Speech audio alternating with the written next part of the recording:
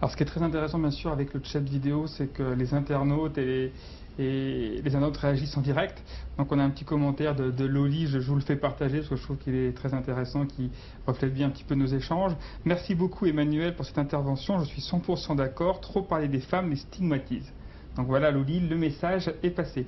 Une question de Lila maintenant. Les femmes sont souvent amenées à prouver aux hommes, à prouver plus aux hommes dans la société. Encouragez-vous les femmes à toujours en faire plus? Alors, évidemment que non. Ouais.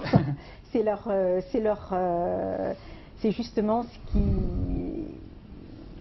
je dirais, c'est leur tendance.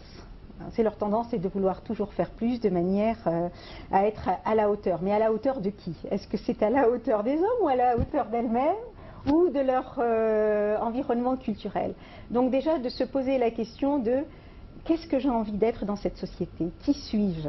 C'est vraiment la question première à se poser, c'est qui je suis, qu'est-ce que j'ai envie de faire, est-ce que je suis consciente qu'il est important pour moi de me réaliser et comment je peux me réaliser?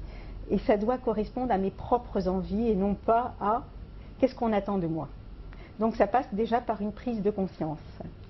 Alors, oui, Emmanuel, vous sur ce sujet, les femmes qui viennent me voir, souvent me disent on m'a demandé de prouver plus. J'ai dû, pour être au niveau où je suis, en faire plus qu'un homme.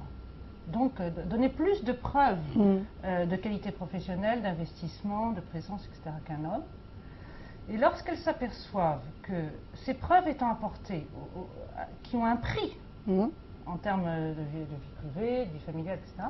Et quand elles s'aperçoivent que malgré cela, bien qu'elles aient fait plus de preuves au niveau professionnel que les hommes, eh bien elles sont quand même barrées parce qu'à leur première maternité, elles sont cassées, ou qu'elles n'évoluent pas autant, ou que quand on choisit quelqu'un pour le comité de direction, c'est pas elle alors que... etc.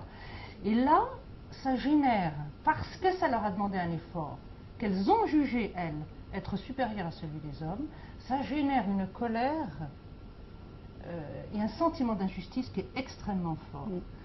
Et bon, ça ne se résout pas toujours aussi favorablement, ni en discussion avec l'entreprise, ni en termes judiciaires comme elle le souhaiterait, mais toujours est-il qu'elle reste avec ce sentiment d'injustice et ce sentiment de colère parce qu'on leur a demandé finalement de faire plus et de faire leurs preuves.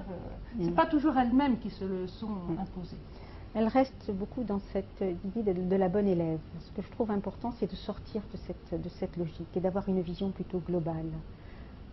Qu'est-ce que j'ai envie donc de faire dans l'entreprise, mais qui m'appartient, qui sont mes propres choix.